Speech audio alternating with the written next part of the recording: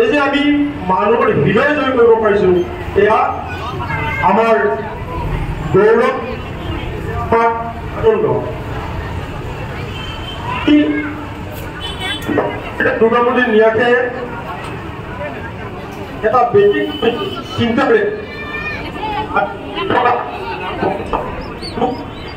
এই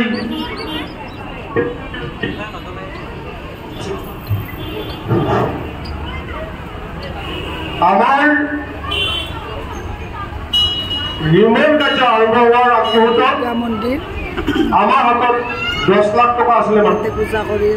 আমি কেইজনমানে আলোচনা কৰিলো যে আমি কেইজনমানে 1 লাখ টকাকৈ উভতাই ল'ম, 1 লাখ টকাকৈ মন্দিৰত দান দিম, বৰঙণি দিম আৰু দি উঠি আমি এখন যিকোনো উপায়ে এখন চাৰ্ট ঢালিম। আমি ৰাইজৰ সঁহাৰি পালো।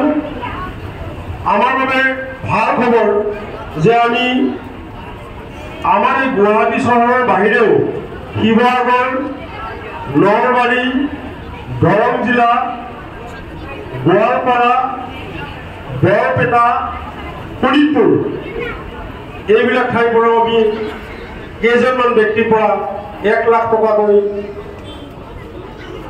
বৰঙণি পালো। উভতাই দিয়াৰ প্ৰতিশ্ৰুতি দি বৰঙণি পালো। এই বৰঙণি পোৱাৰ পিছত আমি প্ৰথমখন চাৰ্ট ঢালিলো। তাৰপিছত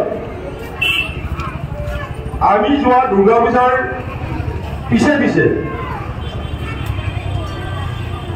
1 লাখ টকাকৈ আগবঢ়োৱা ব্যক্তিসকলক কৃতজ্ঞতা প্ৰকাশ কৰাৰ যিটো আমি পূজাত